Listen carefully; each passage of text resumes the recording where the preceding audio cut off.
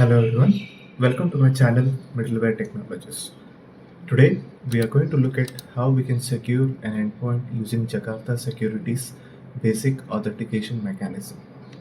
So here in this video, we will try to implement a very basic RESTful API service or endpoint and try to secure it using the Jakarta Security's basic authentication mechanism. So let us see how we can achieve that in this video. So coming to my test environment, I have OpenJDK 17 version installed with Eclipse Glassfish server that will be used to deploy the application, and Apache Maven that will be used to build and package and deploy the application to the Glassfish server. And we will be using VS Code editor to update our code. So before getting into the procedure of how we can secure an endpoint, let us try to understand what is Jakarta Security. So Jakarta Security provides with classes and interface to secure any application or endpoint. It acts as an overarching security API in Jakarta AE that strives to address the security needs of all the other APIs. So basically, like it is like an umbrella API which provides us with the facilities or classes and interface to protect the other API services. But there are other APIs that also provide the security features which can be utilized, but it is recommended to use the Jakarta Security APIs to secure your applications. Now let us try to understand about the important Jakarta security artifacts. So basically, in a secure application, these are the three artifacts or components that are come into picture. The first one is authentication mechanism, the second one is identity store, and the third one is permission store. So let us try to understand briefly about the three artifacts or components. So the first one is authentication mechanism. So this is basically acts like a controller in the MVC pattern. It takes the credentials and it tries to identify the appropriate identity store wherein it can uh, route those credentials so that they can be validated. So it knows about the environment the caller uses to communicate with the server. So for a HTTP based protocol, so if a user is using HTTP or HTTPS protocol based authentication mechanism, it knows where it knows about the URLs where it needs to redirect or forward for authentication purpose, and also about the response headers that it needs to add when it sends the response to the client. So that is what the authentication mechanism does. So, and also as we know, like there are different types of authentication mechanisms. So the very basic one wherein the username and password are converted into base64 format and sent to the controller in the form of headers. And in the form-based authentication, like we can create a HTML form which captures the login credentials, and it is sent in the form of base64 format, and it is processed further by the authentication mechanism or identity store in the backend. And we have custom form and we have OpenID Connect. OpenID Connect is also known as OIDC authentication mechanism, where it redirects to a OID provider, example Keycloak or DEX, like that. Now let us look at identity store. So it acts like a model in MVC pattern. So basically, it contains the logic to validate the said credentials and embed or connect a database. So identity store basically stores the information related to the end user or the user that is trying to authenticate. So it contains the user credentials and the roles that are and sometimes the roles that are assigned to that user. So it basically tries to validate the site credentials and provide an identity output to the end user or the authentication process. So these are the list of identity stores. So we can have a database which stores the identity credentials about the user, or we have LDAP wherein the LDAP user attributes or user related information is stored, and we can have the custom identity store which we can define in case the default ones are not sufficient for our requirement. Now let us look at the permission store. So permission store is another kind of a model that stores permissions, typically either globally or per role. So basically, permission store can be considered as like an extension to the identity store. It provides us with the relevant permissions that are attached to a particular user based on the roles that are assigned to that user or the caller that is trying to authenticate. Now, like Jakarta Security, as I said, it supports both custom authentication mechanisms and identity stores in case like the default ones are not sufficient, and provide like both provided and the custom ones use the same interfaces, and the system doesn't distinguish between them. So basically, the uh, the custom and the provided mechanisms which we have now looked at, they use the same interfaces, right? It does not differ in how like they are utilized from an API perspective. Now let us go into our procedure to implement uh, like how we can secure an endpoint using the Jakarta Security API. So as a first step, we need to ensure that the prerequisites are installed. So so let me show you. So I have Java installed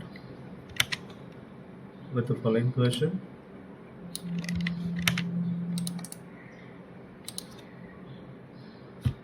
I have Maven that is installed with the following version, which we'll be using to build, compile, package, and deploy to the application server. And like I have already downloaded and installed the Glassfish application server, and ensured that the path variable is updated to point to the binary directory of the application server. And also I have updated the password for the admin user, and this is a location where the password is stored in my case. So in your case, like you can look at where you installed the extracted the Glassfish server, and the password will be present in domains password and properties file. Now let us try to start the application server using the following command: asubmit start domain.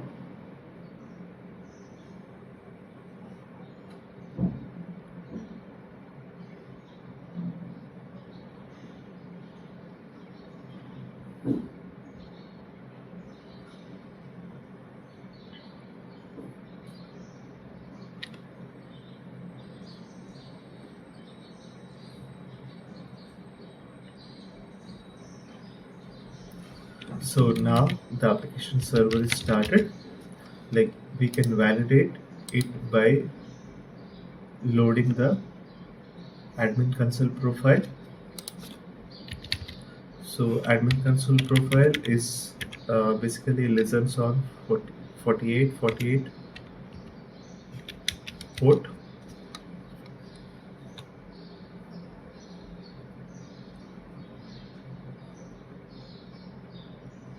So the admin console portal is up and running, so you can just log in with your credentials for your admin user, and you should be able to log into the application server portal. Now let us go to our next step, that is step 2, create a Maven Jakarta E minimal project. So here, like, we are going to generate a template structure for our project, which will be further modifying it as per our requirement to secure the endpoint. So let me copy this command.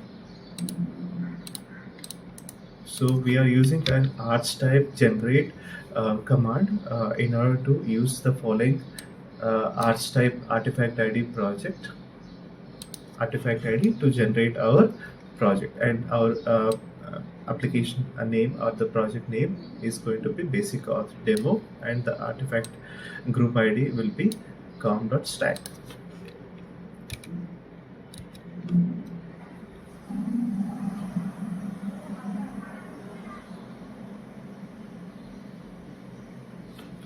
Let us keep the defaults.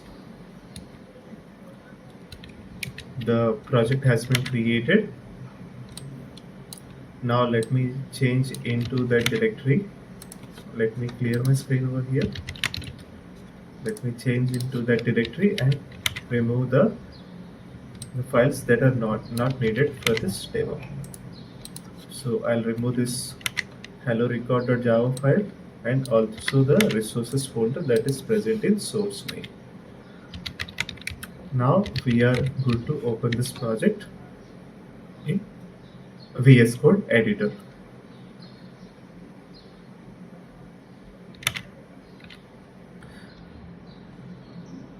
Now here is the structure of our project. If you want to look at, you can use the tree command to look at the structure of the project. Now let us go to our next step, that is step 3, update the application config.java file. So before getting into the details of the annotations and what we are doing with this application config.java file, let me try to create this Java file and update the code. So the application config.java file is already present for us. So this is the file, and we can just copy and paste the content.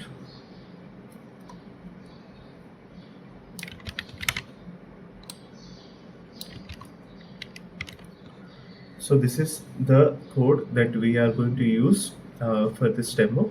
So basically, like, what we are doing over here is in the application.conf file, this class should extend the application class for a REST API endpoint service, wherein we want to define the entry point for the REST resource. So this is going to be the entry point for our REST resources for the complete application, and this can be defined by using the following annotation, that is application path.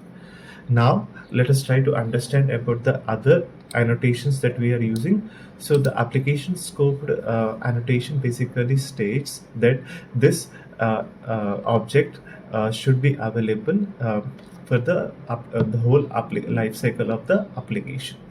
And the important one that are used for securing the endpoint are these two, wherein we are going to define what type of authentication mechanism that we want to use. So here you can see, like, we are telling this resource to utilize the basic authentication mechanism with the rel name being basic auth, and the roles that are used to used within the application to validate the end user identity are defined by using the declare roles. So that is about the annotations that we are using. And the important thing about this basic authentication mechanism annotation is, this annotation is used to enable basic authentication a standard HTTP authentication method, okay, and wherein the client sends the user name and password in the request header. So this is very important to understand. So with this annotation, the client is sending the credentials in the request header encoded in the base 64 format. So this is like a very basic encryption that we get with the basic authentication, but this is not a secure method as we all know. Okay. Now let us try to go to our next step, that is step 4, that is create identity store. So before getting into the details of that class, first let me create this class.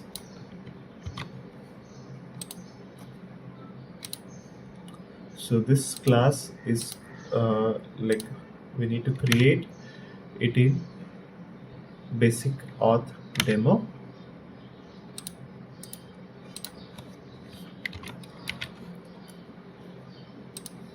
And let me copy this complete thing.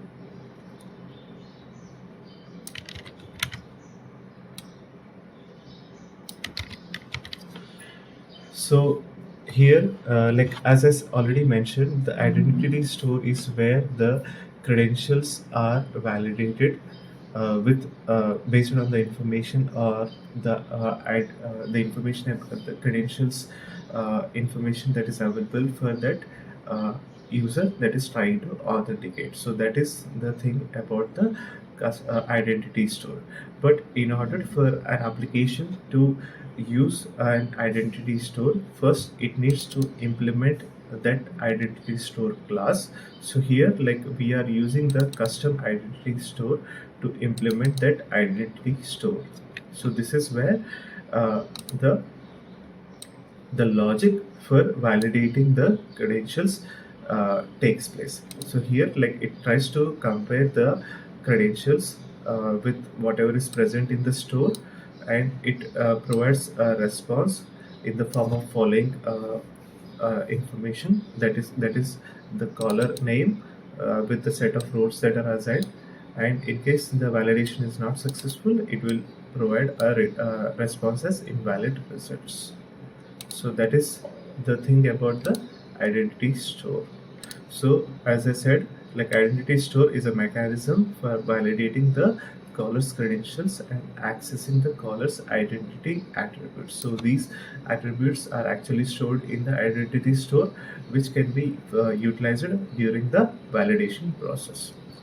And as I said, like we are implementing the identity store using the custom identity store, which will be picked up automatically by the Jakarta Security. So as soon as like we implement or we extend the identity store, that identity store will be taken into consideration and will be automatically instantiated and used by the Jakarta Security for validating the credentials.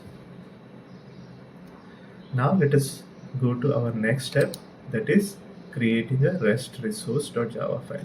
So here, so this class is very basic implementation of the REST API, wherein we will try to generate an OTP number, and along with that we are going to provide information about the caller or the user that has been authenticated. So we are going to provide the username or the identity, and then we are going to provide the roles that are assigned to that user. So let me create this, or so this file is already present, but let us try to update.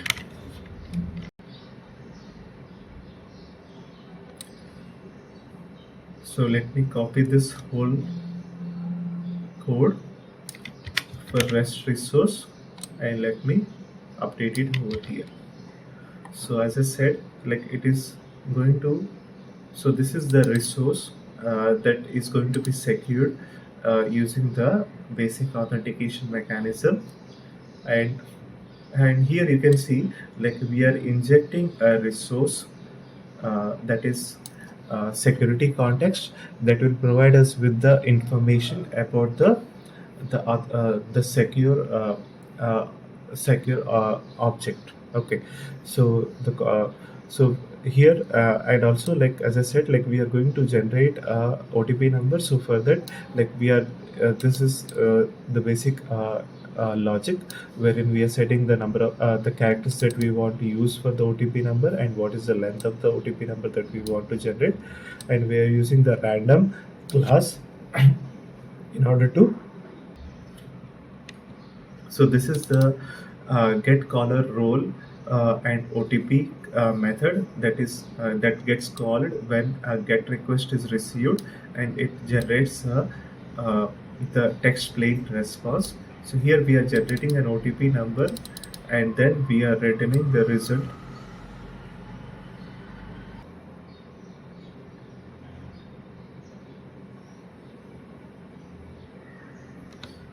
So here, like we can see, like we are sending the response with the security context, uh, the principal name, that is this, and along with it is the caller a part of this role. So we are checking whether this caller is a part of this role, and if that is through that is actually true, it will send the true response, and we are generating appending the OTP response. So this is the three part response that we are sending as a part of this get request. Okay, so now let us go to our documentation, and now let us create our home page. So this is going to be the landing page, that is index.html, which will be uh, let me close this one.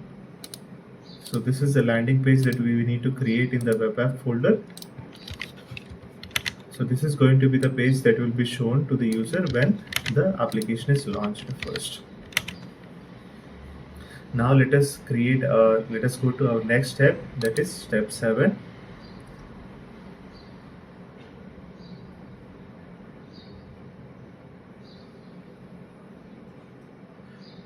So here, like we are going to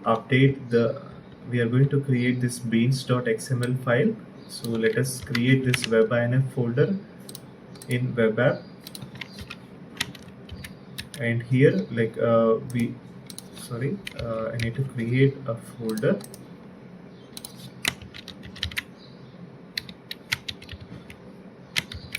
and here like we will be creating that beans.xml file, and let me copy this uh, and here, like you can see, the important thing is about the bean discovery mode. So basically we are setting the discovery mode to all. So in the context of Jakarta EE or Java EE, and specifically context and dependency injection, bean discovery mode is an attribute used in the bean.xml file to control how the CDI beans are discovered in the Java application. So that is the thing that attribute does. So when we are setting it to all, it indicates that all the classes within the archive, that is jar or var or EAR, should be considered for CDI bean discovery. So irrespective of whether a class is a CDI context and dependency injection class, it should be it should be taken into consideration, and it should be instantiated when the bean discovery mode is set to all. So that is the thing about the bean.xml file. Now let us go to our next step, that is create the web.xml file. So here, like we are going to define the resource that we want to protect. So basically in the web.xml we need to provide the URL pattern that we want to protect with the authentication mechanism that we have implemented in our application, and also we are going to define the landing page, that is the welcome page, in the web.xml file.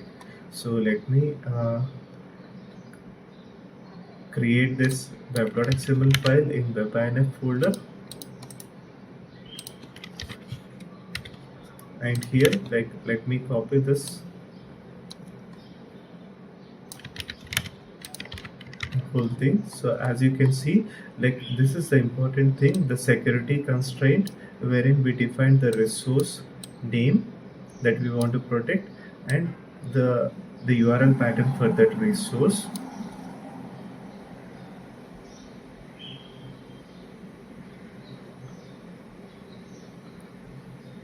And then we are going to define the authentication constraints.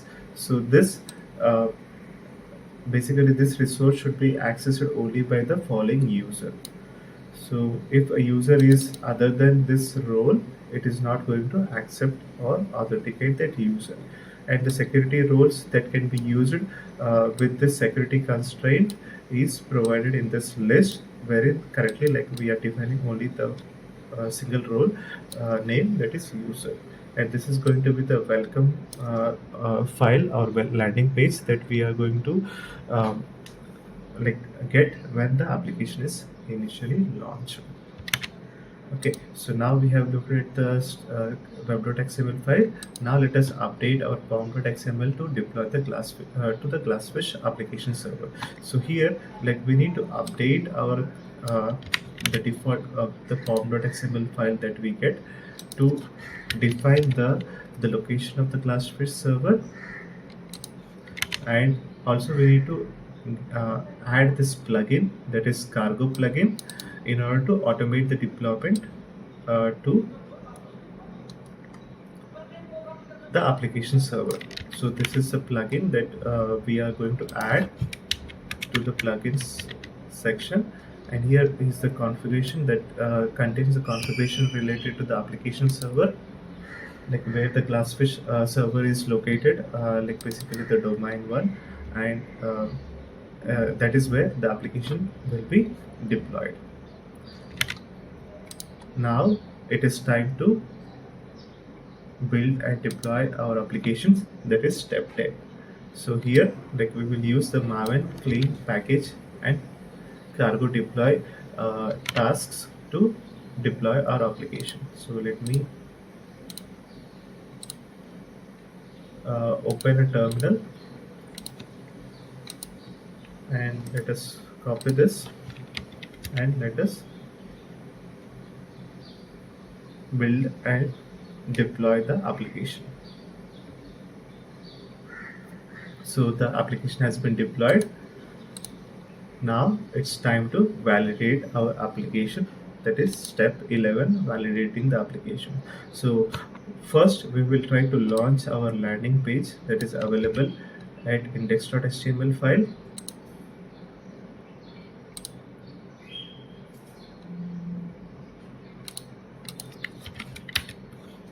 So this is our landing page.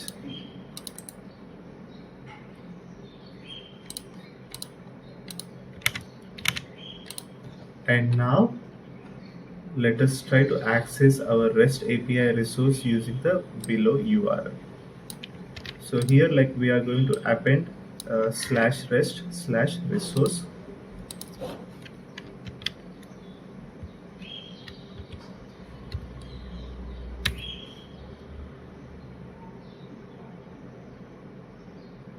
So I need to remove the index.html file, and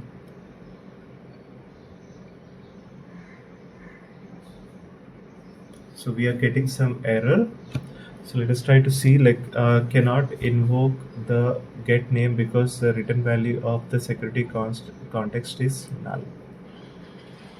So cannot invoke the get name because the return value of the security principal is null. So let us try to look at the code.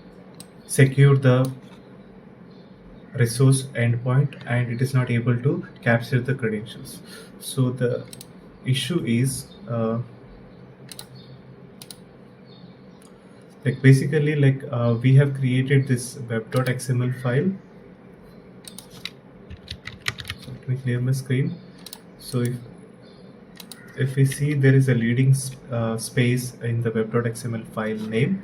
So that is the reason, like the web.xml file is not was not getting picked up, and it was not getting secured with the security constraints that we have defined.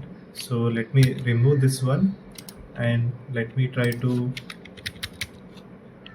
redeploy the application now. Maven clean package cargo deploy.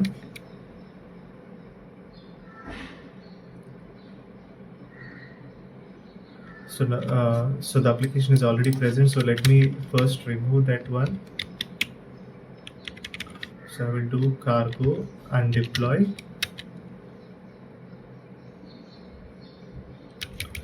Okay, so now the application is removed, so now let us build and deploy it again. Okay, now the application is deployed. Now let us try to access our resource again, and you can see the authentication pages, basic authentication pages now picked up. So that is the web.xml file name which was having the trailing space which was causing that error. So now you can see like our result is uh, available, which is the user identity, that is name, and whether it is a part of the user role, that is true, and it is providing with the OTP number, that is randomly getting generated. So this is how you can use the Jakarta security features in order to secure your applications in the Jakarta EE space or platform. So I hope you enjoyed watching this video. Thank you all. Thanks for watching this video, and you guys have a great day.